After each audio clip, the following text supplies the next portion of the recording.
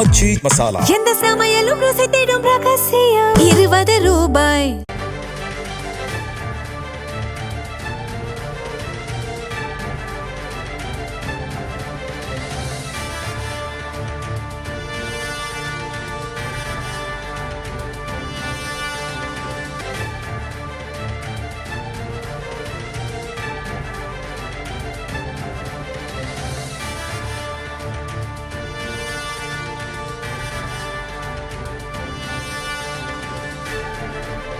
சட்டப்பேரவை கூட்டம் நேற்று முதல் நாளாக கூடியிருந்தது. இந்நிலையில் இன்று சபாநாயகர் மற்றும் துணை சபாநாயகர் போட்டியின்றி தேர்வாகிறார்கள்.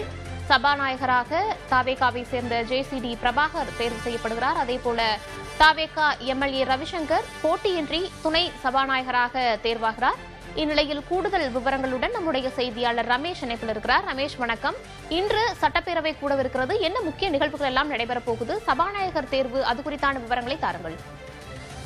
காலை 9:30 சட்டப்பேரவை தொடங்கிய பிறகு இன்றைக்கு சபாநாயகர் தேர்தல் குறித்த அறிவிப்பை தற்காலிக சபாநாயகர் அறிவிப்பு வெளியிடுவார்.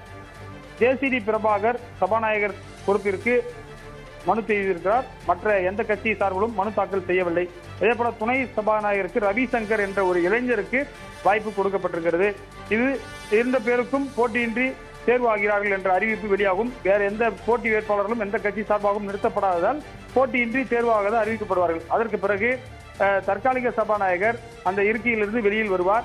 முதலமைச்சரும் எதிர்க்கட்சி தலைவரும் ஜோசப் விஜயும் உதயநிதி ஸ்டாலினும் வெளியில் சென்று புதிய சபாநாயகர் ஜேசிடி பிரபாகரை அழைத்து வருவார்கள். அவர்கள் அழைத்து வந்து அந்த பாரம்பரியமிக்க சபாநாயகர் இருக்கையில் 2 பேரும் கைகளை பிடித்து ஆளுக்கு ஒரு பக்கம் கையை பிடித்து வந்து அழைத்து வந்து அமர வைப்பார்கள். அதற்கு பிறகு துணை சபாநாயகர் பற்றி பேசுவார்கள். அது மட்டும் இல்லாமல் சபாநாயகர் மற்றும் துணை சபாநாயகர் குறித்து ஒவ்வொரு சட்டமன்ற கட்சி தலைவர்களும் உரையாற்றுவார்கள். குறிப்பாக ஆளும் கட்சி தரப்பில் முதலில் ஆரம்பிப்பார்கள். முதலமைச்சர் ஜோசப் விஜய் ஜேசிடி பிரபாகர் குறித்து ஒரு சில வார்த்தைகளை பேசுவார். துணை சபாநாயகர் குறித்தும் பேசுவார்கள். அதே போல எதிர்க்கட்சி தலைவர் பேச வேண்டும். கட்சிக்கு ஒரு தலைவர் என்ற அடிப்படையில் அதிமுக சார்பில் எடப்பாடி பழனிசாமி பேசுவார் என்று எதிர்பார்க்கப்படுகிறது. அதே போல பாமக சார்பில் சௌமியா அன்புமணியும், அதே போல ஆளுங்கட்சி தரப்பில் இருக்கக்கூடிய விடுதலை சிறுத்தைகள் சார்பாக வன்னியரசு பேசுவார். கம்யூனிஸ்ட் கட்சியை சேர்ந்த பத்மநாபபுரம் எம்எல்ஏ பேசுவார். அதே போல லெப்ட் பார்ட்டியில் மற்றொரு சிபிஐ சனி ராமச்சந்திரன் பேசுவார். அதே போல கூட்டணியாக இருக்கக்கூடிய காங்கிரஸ் கட்சியை சேர்ந்த சட்டமன்ற குழு தலைவர் ராஜேஷ் கிள்ளியூர் எம்எல்ஏ பேசுவார். அவர்தான் தமிழ்நாடு காங்கிரஸ் சட்டமன்ற குழு தலைவர், அவர் பேசுவார். தேமுதிக சார்பாக பிரேமலதா விஜயகாந்த் பேசுவார். அதே போல ஒரே ஒரு எம்எல்ஏ அமமுக காமராஜ் பேசுவார். அதே போல பாஜக எம்எல்ஏ ஒருவரும் பேச இருக்கின்றார், போதராஜன். இதுதான் நடைமுறை. அதற்கு பிறகு இந்த அவருடைய வரலாறை பொறுத்தவரை, ஜேசிடி பிரபாகர் வரலாறை பொறுத்தவரை அவர் ஏற்கனவே ஒரு மூத்த சட்டமன்ற உறுப்பினராக இருக்கின்றார். அவரை பொறுத்தவரை ஏற்கனவே 1980-84 எம்எல்ஏவாக எம்ஜிஆர் ஆட்சியில் குறிப்பாக எம்எல்ஏவாக இருந்தவர். அவர் நீண்ட நெடிய அனுபவம் கொண்டவர். லயோலா கல்லூரிய முன்னாள் மாணவர். அதாவது இதில் நிறைய பேர் ஒரு உதாரணம் என்று சொன்னால், தற்போதைய முதலமைச்சரும் லயோலா கல்லூரியுடைய முன்னாள் மாணவர். ஜேசிடி பிரபாகர் சபாநாயகரும் ஒரு லயோலா கல்லூரியுடைய முன்னாள் மாணவர். அதாவது 2011 வில்லிவாக்கம் தொகுதியில் திமுகவை சேர்ந்த பேராசிரியர் அன்பழகனை தோற்கடித்து எம்எல்ஏவாக ஆனவர் தான் பார்த்தீர்கள் என்று சொன்னால் தற்போதைய ஸ்பீக்கராக இருக்கக்கூடிய ஜேசிடி பிரபாகர்.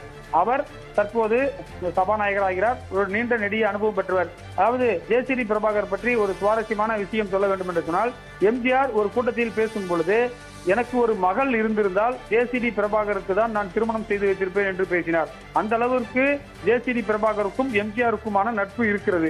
அந்த அளவிற்கு அவர்கள் ஒரு எம்ஜிஆருடன் நெருக்கமாக இருந்தவர். அவர் சொந்த மாவட்டம் திருச்சியில் இருந்தாலும் கூட அவர்கள் சென்னையில் அவருடைய தந்தையார் டன்லப் என்று சொல்லக்கூடிய அம்பத்தூரில் இருக்கக்கூடிய ஒரு நிறுவனத்தில் பணியாற்றினார். அதனால் அந்த குடும்பம் இங்கே வந்தது. லயோலா கல்லூரியில் படித்தார். எனவே நீண்ட நெடிய அனுபவம் கொண்டவர். அனைவருடமும் 1980 எம்எல்ஏ ஆனவர் என்பதால் கிட்டத்தட்ட ஒரு 40 ஆண்டு காலம் அவருக்கு தமிழக சட்டப்பேரவை குறித்து முன்கூட்டியே தெரிந்திருக்க வாய்ப்பு இருக்கிறது. அதே போல ரவிசங்கர் யார் என்று சொன்னால், அவர் துறையூர் தனி தொகுதியுடைய எம்எல்ஏ, முதல் எம்எல்ஏ. அதாவது முதல் முறையாக 30 வயதில் ஒருவர் துணை சபாநாயகராக வரக்கூடிய வாய்ப்பு தமிழக வெற்றி கழகம் கொடுத்திருக்கிறது. அவர் தற்போது பொறுப்பேற்க இருக்கின்றார். அவர் காலையிலேயே சட்டமன்றத்திற்கு நம்ம வந்துவிட்டார். நம்ம சட்டப்பேரவை வளாகத்தில் தான் இருக்கிறோம். அதாவது 1977 எம்ஜிஆர் முதலில் முதலமைச்சரான போது ஒரு 27 வயது இளைஞர் திருநாவுக்கரசருக்கு அந்த வாய்ப்பு கொடுத்தார், துணை சபாநாயகர் என்ற வாய்ப்பு. அதே போன்றுதான் தற்போது ஒரு இளைஞருக்கு வாய்ப்பு கொடுத்திருக்கிறார் ஜோசப் விஜய். எனவே இது ஒரு முக்கியமான சட்டப்பேரவையாக இருக்கிறது. இன்றைக்கு இந்த அலுவலகம் 12 மணிக்கு முடிந்த பிறகு ஜோசப் விஜய் நேரடியாக விடுதலை சிறுத்தைகள் கட்சி தலைவர் திருமாவளவனை சந்திக்க செல்கிறார். அதற்கு பிறகு நாளை பார்த்தீர்கள் சொன்னால் சட்டமன்றம் மீண்டும் கூடி நம்பிக்கை வாக்கெடுப்பு, அதாவது இந்த தீர்மானம் கொண்டு வருவார்கள். யார் இந்த புதிதாக பொறுப்பேற்றிருக்கக்கூடிய அரசுக்கான கான்பிடன்ஸ் மோஷன் என்று சொல்வார்கள், நம்பிக்கை தீர்மானம் முன்மொழியப்படும். அந்த தீர்மானத்திற்கு ஆதரவாக பேசக்கூடிய எம்எல்ஏக்கள் எத்தனை பேர், குறிப்பாக எண்ணி கணித்தல் முறையில் அந்த வாக்கெடுப்பு நடக்கும். சட்டப்பேரவை 6 டிவிஷனாக பிரிக்கப்பட்டு ஒவ்வொருவராக எழுந்து இந்த தீர்மானத்தை ஆதரிப்போர் எத்தனை பேர், எதிர்ப்போர் எத்தனை பேர் என்று கேட்பார்கள். அந்த அடிப்படையில் இந்த அரசுக்கு நம்பிக்கை தீர்மானத்தில் இவ்வளவு பேர் ஆதரித்திருக்கிறார்கள், இவ்வளவு பேர் எதிர்ப்பு தெரிவித்திருக்கிறார்கள் என்ற அறிவிப்பை சபாநாயகர் பிரபாகர் நாளை வெளியிட்டு இந்த ஆட்சி பெரும்பான்மையை நிரூபிக்கிறதா இல்லையா என்பது நாளைக்கு தெரியும். இன்றைய அலுவலை பொறுத்தவரை சபாநாயகர் மற்றும் துணை சபாநாயகர் தேர்வு மற்றும் தலைவர்கள் பேச்சு இருக்கும். இதுல முக்கியமான விஷயம், ஏடிஎம்கே 2ஆக பிரிவுற்றிருக்கிறது. தற்போது சட்டப்பேரவையில் இருக்கைகள் அலாட் செய்யப்பட்டிருக்கிறது. நேற்றைக்கு முதல் நாள் என்பதால் யாருக்கும் எந்த இடத்தில் அமர்வது என்ற ஒரு குழப்பம் இருந்தது. ஆனால் இன்றைக்கு ஆளுங்கட்சியும் தங்களுடைய ஐராரிக்கு யார் முதலாவது யார் இரண்டாவது என்று அந்த அறிக்கை விட்டார்கள். அதே போல எதிர்கட்சியிலும் எதிர்கட்சி தலைவர் உதயநிதி, நேரு, ஏவாவேலு முன்வரிசையில் இருப்பார்கள். அதே போல எடப்பாடி பழனிசாமி முன்வரிசையில் இருப்பார். தேமுதிக பிரேமலதா, சௌமியா உள்ளிட்டோரும் முன்வரிசையில் அமர்வார்கள். அவர்களுக்கான இருக்கைகள் ஒதுக்கப்பட்டிருக்கின்றன. சபாநாயகர் தேர்வை பொறுத்த வரைக்கும் போட்டியின்றி தேர்வு செய்யப்படுறாங்க. திமுகவை சேர்ந்தவங்க அந்த போட்டியில ஈடுபடணும் அப்படின்னு ஏதாவது ஒரு முயற்சியில ஈடுபட்டு இருந்தாங்களா? அது ஏன் போட்டியின்றி தேர்வு அப்படின்னு இருக்கு? அதாவது நீங்க சொன்னது போல ஒரு நிறைய எம்எல்ஏக்கள் எதிர்த்தரப்பில் இருந்தாலும் கூட அந்த முயற்சியை திமுக எடுக்கவில்லை. ஏனென்று சொன்னால் நேற்று மாலை 3 மணியோடு சபாநாயகர் மற்றும் துணை சபாநாயகர் தேர்தலுக்கான வேட்புமனு தாக்கல் செய்வதற்கான அவகாசம் நிறைவடைந்தது.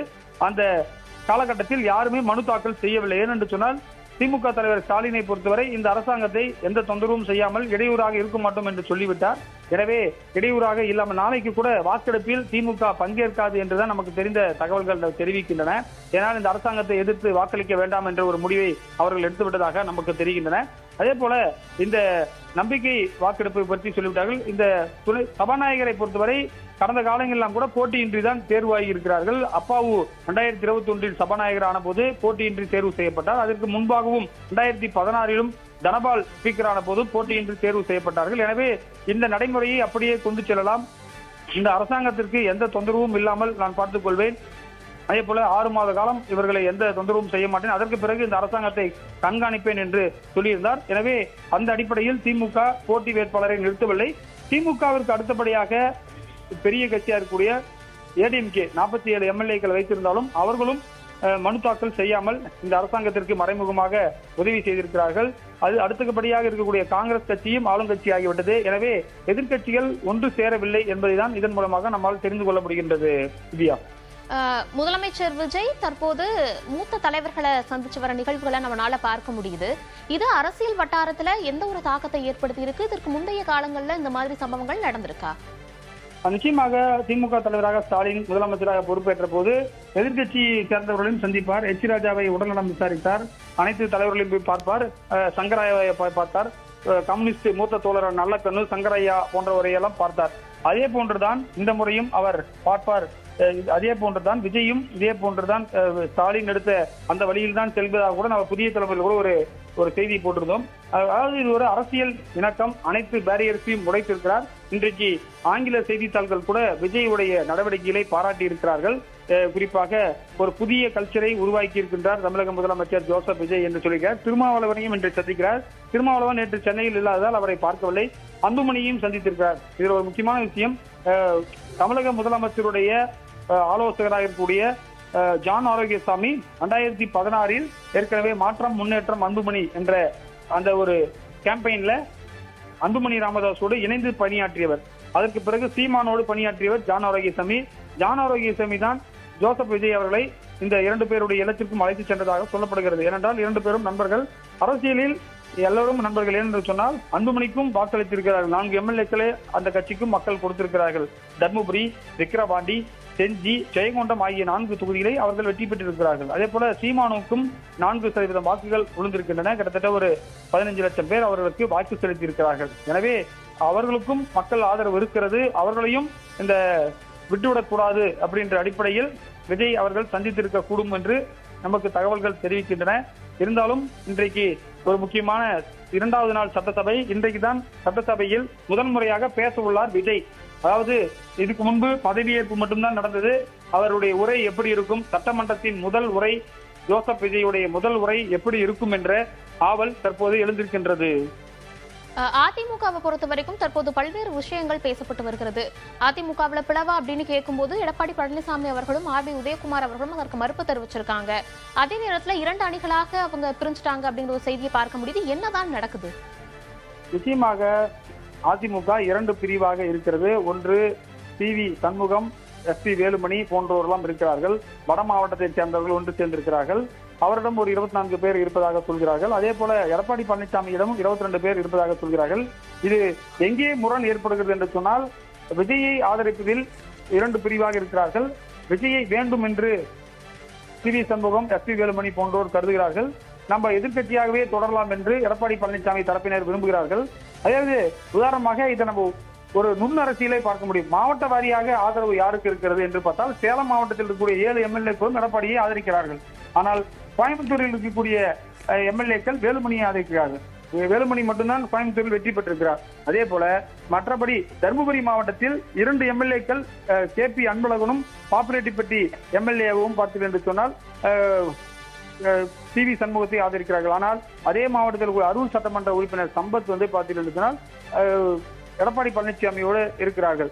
எனவே இதையெல்லாம் வைத்து பார்க்கும் பொழுது 2 விதமான மாவட்டங்களிலே ஏடிஎம்கே 2ஆக பிரிவுற்றிருக்கிறது. தர்மபுரி 2ஆக பிரிந்திருக்கிறது. கரூரை பொறுத்தவரை விஜயபாஸ்கர் எடப்பாடியோடு இருக்கிறார். விராலிமலை விஜயபாஸ்கர் சி.வி. சண்முகத்தோடு இருக்கிறார். இது போன்று மாவட்ட வாரியாகவும் ஒரு பிளவு ஏற்பட்டிருக்கிறது. ஒரு செங்குத்து பிளவு என்று அதிமுகவில் சொல்லலாம். ஏற்கனவே ஜெயலலிதா மறைவிற்கு பல பிளவுகளை பார்த்த அதிமுக தற்போது மற்றொரு பிளவை நோக்கி சென்று கொண்டிருக்கிறது. திவ்யா, தற்போது அந்த பிளவின் காரணமாக அதில் ஒரு பிரிவினர் தாவேகாவிற்கு ஆதரவு அளிப்பதற்கான வாய்ப்புகள் ஏதாவது இருக்கா? நிச்சயமாக சி.வி. சண்முகம், எஸ்.பி. வேலுமணி உள்ளிட்டோர், விராலிமலை விஜயபாஸ்கர் உள்ளிட்டோரெல்லாம் விஜயை ஆதரிக்க வேண்டும் என்ற ஒரு நிலைப்பாட்டை எடுத்திருக்கிறார்கள். என்று சொன்னால் அவர்கள் அடுத்த கட்ட அரசியலுக்கு தமிழக வெற்றி கழகம் உதவும் என்று அவர்கள் எண்ணிப்பதாக தெரிகிறது.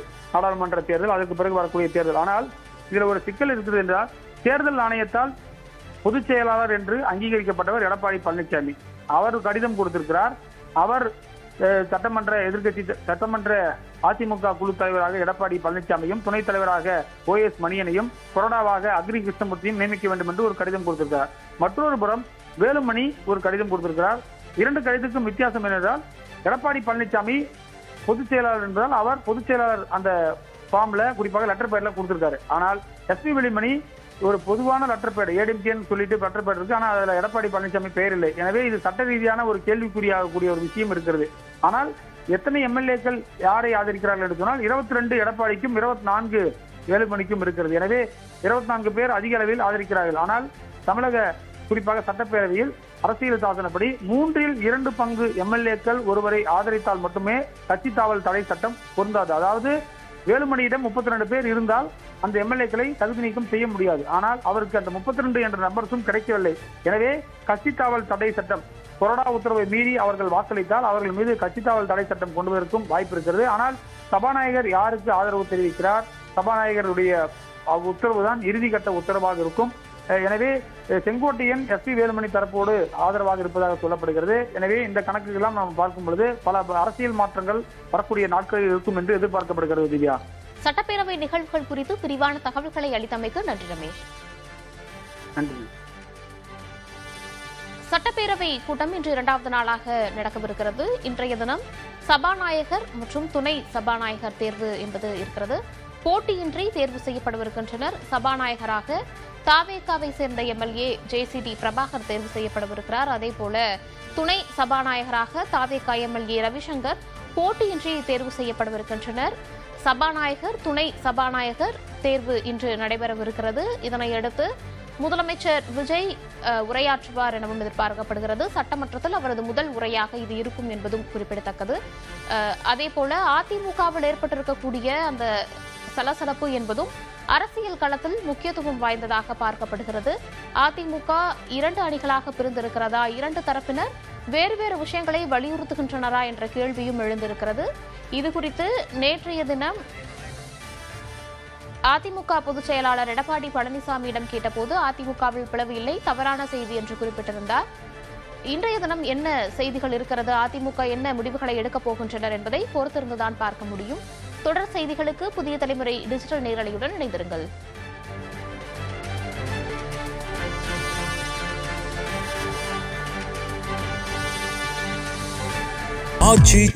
எந்த சமையலும் ருசி தேடும் ரகசியம் 20 ரூபாய்.